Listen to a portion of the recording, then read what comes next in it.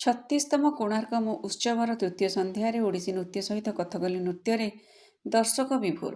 କୋଣାର୍କ ଓଡ଼ିଶା ପର୍ଯ୍ୟଟନ ବିଭାଗ ଦ୍ୱାରା ଆୟୋଜିତ 36ତମ କୋଣାର୍କ ଉତ୍ସବର ତୃତୀୟ ସନ୍ଧ୍ୟାରେ ଓଡ଼ିଶୀ ଓ କଥକଲି ନୃତ୍ୟ ଶୈଳୀର ଅପୂର୍ବ କଳା ଓ କଳ୍ପନା ଦେଖିବାକୁ ମିଳିଥିଲା କୋଣାର୍କ ମୁକ୍ତାକାଶ ରଙ୍ଗମଞ୍ଚରେ। ଭାରତବର୍ଷରେ ସୂର୍ଯ୍ୟ ଉପାସନା ପରମ୍ପରାର ପର୍ଯ୍ୟାୟରେ ସର୍ବାଗ୍ରେ ଆସିବ ଆମ ଓଡ଼ିଶାର ଏହି ସୂର୍ଯ୍ୟ ମନ୍ଦିର କୋଣାର୍କ।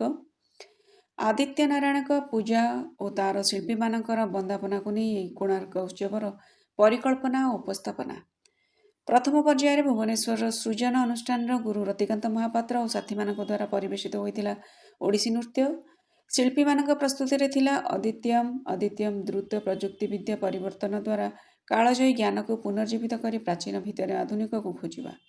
ଗୁରୁ କେଳୁଚରଣ ମହାପାତ୍ରଙ୍କ ଅମର ଐତିହ୍ୟ ଦ୍ୱାରା ଅନୁପ୍ରାଣିତ ହୋଇ ଓଡ଼ିଶୀରେ ନୂତନ ସୃଜନଶୀଳ ସୀମା ଅନୁସନ୍ଧାନ କରିବା ପାଇଁ ତାଙ୍କର ଦୂରଦୃଷ୍ଟିପୂର୍ଣ୍ଣ ତଥ୍ୟକୁ ସଂରକ୍ଷଣ କରି ଶାସ୍ତ୍ରୀୟ ଶବ୍ଦାବଳୀ ସହିତ ଏହା ବିବର୍ତ୍ତନକୁ ଗ୍ରହଣ କରେ, ପରମ୍ପରାକୁ ନବସୃଜନ ସହିତ ସମନ୍ୱୟ କରେ। ଏହି ନବଶାସ୍ତ୍ରୀୟ ଅନୁସନ୍ଧାନଗୁଡ଼ିକ ଐତିହ୍ୟ ଏବଂ ପ୍ରଗତି ମଧ୍ୟରେ ସଂଳାପକୁ ସମର୍ଥନ କରେ ଏବଂ ନିଶ୍ଚିତ କରେ ଯେ ଓଡ଼ିଶୀ ପ୍ରାସଙ୍ଗିକ ଶ୍ରଦ୍ଧାକୁ ଏବଂ ସୌନ୍ଦର୍ଯ୍ୟପୂର୍ଣ୍ଣ ଭାବରେ ଆଗେଇ ଚାଲିଛି, ଯାହା ଭକ୍ତି, ବୁଦ୍ଧି ଏବଂ କଳାକୃତି ଦ୍ୱାରା ଆକୃତିପ୍ରାପ୍ତ।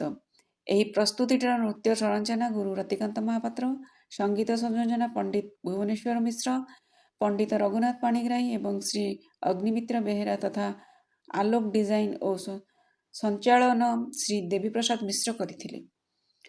ଆଜି ସନ୍ଧ୍ୟାରେ ଦ୍ୱିତୀୟ ପର୍ଯ୍ୟାୟରେ କେରଳ କଳାମଣ୍ଡଳମ୍ ଶିଳ୍ପୀମାନଙ୍କ ଦ୍ୱାରା ପରିବେଷିତ ହୋଇଥିଲା କଥକଲି ନୃତ୍ୟ। ସେମାନଙ୍କ ପ୍ରସ୍ତୁତିରେ ଥିଲା ଦୁର୍ଯ୍ୟୋଧନ ବଧ। ଭୟାସ୍କର ଆର୍ଯ୍ୟନ ନାରାୟଣ ମୁଷାଦଙ୍କ ଦ୍ୱାରା ଲିଖିତ ଏହା ହେଉଛି ଏକ କଥକଲି ନୃତ୍ୟ ନାଟିକା ଯାହା ମହାଭାରତର ଗୁରୁତ୍ୱପୂର୍ଣ୍ଣ ମୁହୂର୍ତ୍ତଗୁଡ଼ିକୁ ନାଟକୀୟ କରିଥିଲା, ଯାହା ଦୁର୍ଯ୍ୟୋଧନଙ୍କ ଅହଙ୍କାରର ଉତ୍ଥାନ ଏବଂ ତାଙ୍କର ଚୂଡ଼ାନ୍ତ ପତନକୁ ଦର୍ଶାଇଥିଲା। ପଶାଖେଳ, ଦ୍ରୌପଦୀଙ୍କ ଅପମାନ, କୃଷ୍ଣଙ୍କ ଦିବ୍ୟ ହସ୍ତକ୍ଷେପ ଏବଂ ଭୀମଙ୍କ ପ୍ରତିଜ୍ଞାର ଭୟଙ୍କର ପରିପୂର୍ଣ୍ଣତାକୁ କେନ୍ଦ୍ର କରି ଏହି ନାଟକ ଅଧର୍ମ ଏବଂ ଧର୍ମ ମଧ୍ୟରେ ଅନନ୍ତ ଦ୍ୱନ୍ଦ୍ୱକୁ ପ୍ରତିପାଦିତ କରିଥିଲା। ଆଗାମୀକାଲି ଚତୁର୍ଥ ଦିନରେ କୋଣାର୍କ ଉତ୍ସବରେ ରହିଛି କୋଲକାତାରୁ ଆସିଥିବା ମଣିପୁରୀ ନୃତ୍ୟାଳୟର ବିମ୍ବାବତୀ ଦେବୀ ଓ ସାଥୀଙ୍କ ଦ୍ୱାରା ମଣିପୁରୀ ନୃତ୍ୟ ଏବଂ ଭାରତୀୟ ନୃତ୍ୟ ମନ୍ଦିରର ଭରତଚରଣ ଗିରି ଓ ସାଥୀ ବୃନ୍ଦଙ୍କ ଓଡ଼ିଶୀ ନୃତ୍ୟ। ଚନ୍ଦ୍ରଭାଗାର ବାଲୁକା ବେଳାଭୂମିରେ 15ତମ ଆନ୍ତର୍ଜାତୀୟ ବାଲୁକା କଳା ମହୋତ୍ସବ ତୃତୀୟ ଦିନର ବିଷୟବସ୍ତୁ ପୁରୁଷ ବାଲୁକା କଳା ଶିଳ୍ପୀଙ୍କ ଥିଲା ସାମୁଦ୍ରିକ ଜୀବନ ଏବଂ ମହିଳା ବାଲୁକା କଳା ଶିଳ୍ପୀମାନଙ୍କ ପାଇଁ ଥିଲା ମହିଳା ସଶକ୍ତୀକରଣ।